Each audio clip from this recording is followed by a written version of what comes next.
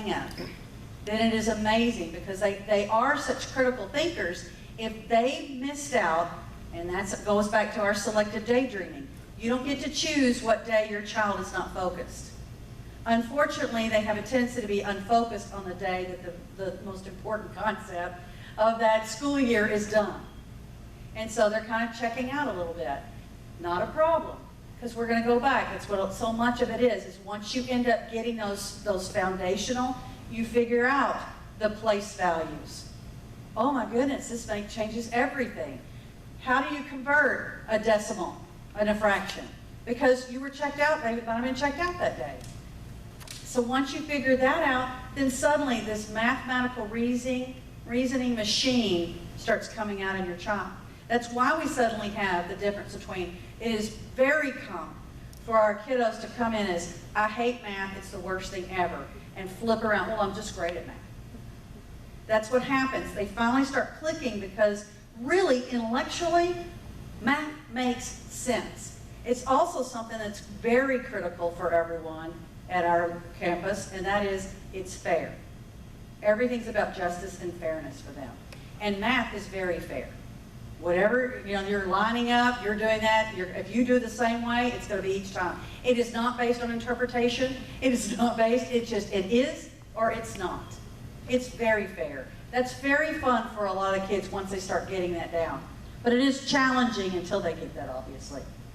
They'll have the auditory and visual processing, handwriting that is illegible, refusal to do written work. My hand hurts. I can't do this. These are all legitimate, but again, is that practical to let them go the rest of their life without writing? No, it is not. You're going to end up in a job, and I explain to the kids, when you write a little sticky note to your boss to ask off, and it looks like you might be a stroke victim, then that's not good for you. And that's the thing, is they have to know when there are certain times I got to turn it on. And it doesn't matter, I'm not going to be logical about it, I don't need to convince them, it just simply is. So yes, you do have a problem with handwriting. A lot of that, again, it's dysgraphia, meaning the written. It's all up here, but getting it out, you start having complications. There's so much going on in here. It is amazing what all is going on in here. And then if you end up having your focus issues, then there's usually about 4 million things going on. Even on the best day, medication, plenty of sleep, all of that sometimes can be 50 to 75% of it, including the sleep factor. And so you cut it down from 4 million to probably 100,000 thoughts. Well, that's tremendous. That's all we're going to be able to get sometimes, because there's a lot going on. Extensive advanced speaking vocabulary, which is much more sophisticated than written vocabulary. It is amazing once they start tying into that, when they tell you, your children have dictated to you in this incredible story form, and you're thinking, what happened with that? And they love to make up words. It's incredible, the words that they can kind of go in, and they know what they mean. They kind of see a little bit, because they're so brilliant, there's got to be another word to describe that. It has to be this word, and this sounds fantastic. Okay, next slide, please. They are extremely frustrated with school. That's all I have to say about that. Lack of organization, the lack of organization and study skills. It's inattentive, highly distractible. Does this look like anybody's child? Does it ever look like? Yes. They struggle with easy sequential tasks. Frequently does not complete assignments. These are all what starts happening in the spiral. So then suddenly your gifted kid that started out, really, the brain is very gifted. The body is very gifted. The whole concept and their destiny is very gifted, becomes a child who is just simply not. This is one of the things that, let's see, I think it's a redundant one on there. The pace is too slow. That may have gotten in there. This may not be easy for you to see.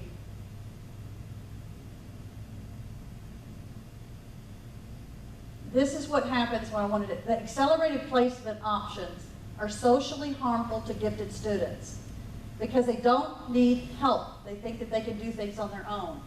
You have children that then, when they are confused about something, they can't focus, or they're trying because they're realizing, I'm not understanding like my counterpart is.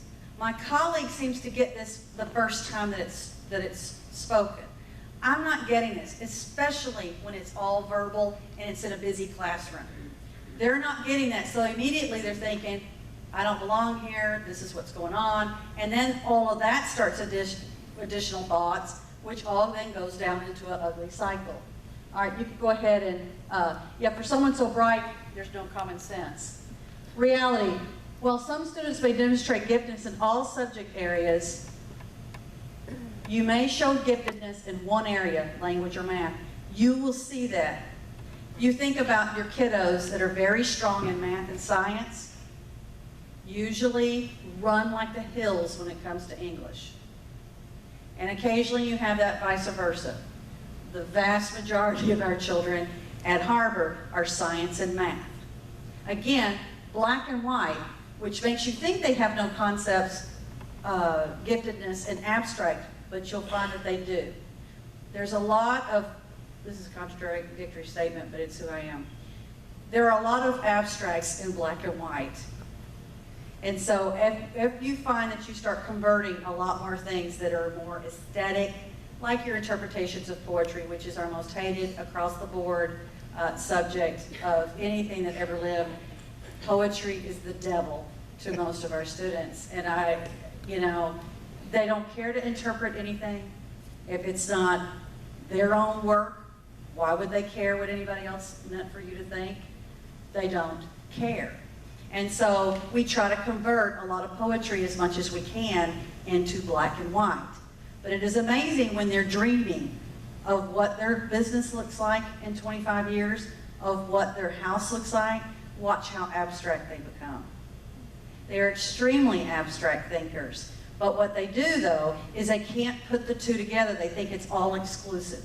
And so if you've got the two different things, that fun must be over here and black and white is over here, no fun, then you start combining the two, and that's what we try to do in the blended learning that we do.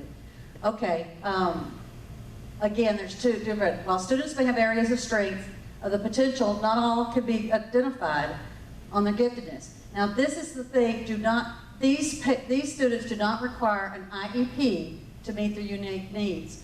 One of the most important thing is they're not showing it on their IQ tests. Again, a lot of students do not perform well when they've got the dual kind of a learning disability and giftedness. They do not do well on the IQ test. So where your IQ, they're coming in saying, oh, there's all of these issues, they really didn't perform, but so they don't qualify, that's your problems, okay? So there's a great deal of that, so you cannot go all by the IQ number, okay? Gifted students require a specialized education to meet their needs. This is us. Gifted do face problems and need support to succeed. They are not fine on their own. They are not fine. They may not always demonstrate their ability and perform to their highest potential. Underachievement and boredom.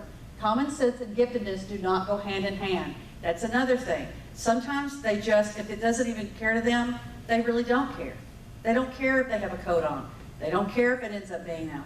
They don't care. They actually don't care if they brush their hair. They don't care. It doesn't matter. I understand I'm trying to, we need to be impressed. We're going somewhere nice. We're doing all this. It does not matter. But it is amazing how if you start weaving through some of that, the most incredible things suddenly when they're at the wedding matter. It's certainly not how they look. It's not all that. They'll just be the most intrigued thing with something very unique at that wedding. Did you see how that was sparkling over there? It was just amazing. And I think if I built that, I could sell that for days. It's like, that's so awesome. Because that's how they're built. That is an abstract thinker, but yet doesn't really care. They're socially isolated, and that's what we've also had some of the issues with, because they don't fit in. They don't fit in with the gifted. They don't fit in with the learning disabled. They're in the middle. They're in their own. Actually, they're not even in the same book, let alone on the same page. Okay, here we go. Again, this is the IQ test is too narrow. So it's that don't go by the IQ test. Next. There is no justification for a distinction between gifted and or talented in academia area versus arts and athletics. Students in both areas may demonstrate an exceptional ability. A lot of times, people think that gifted children do not like sports, or vice versa. Or if you're very heavy into sports, you're not going to do your academia. It will flip-flop. And sometimes it's not just the, the nerd effect where I just want to stay in and play video games. That's part of what their persona becomes because they're more comfortable in that. A lot of times it's because of their social peering. Early on, you'd be surprised, even those that don't seem to pay attention to how things are going, they're not fitting in. And so they get that the things that they're talking about are not the things that you're talking about. And so when you get on that field, playground and lunch is usually the hardest time for students that don't fit in to all of these different, these molds that we're trying to get them to fit in. Because they may actually want to play the sports, but because they may end up talking a little differently, then they're also just assuming, well, you don't know what you're doing. So it's really amazing to watch our Harbor kids who have never played. Parents are stunned.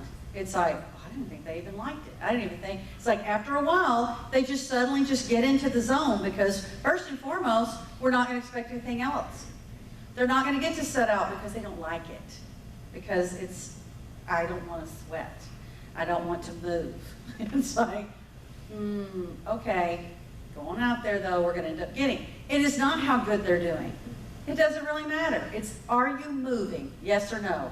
Yes. Then that's a good thing. We're going to move and we're going to get along with others because that's a realistic trait. Now, the differentiated instruction. Differentiating means we're taking care of those that are different learners, okay? So that's our children. When you end up going into the blend, even if you've got the gifted without the disability. Now remember, disability is a very broad term when it really comes down to it. Do you have a disability? And that's a strong word I know to hear as a parent.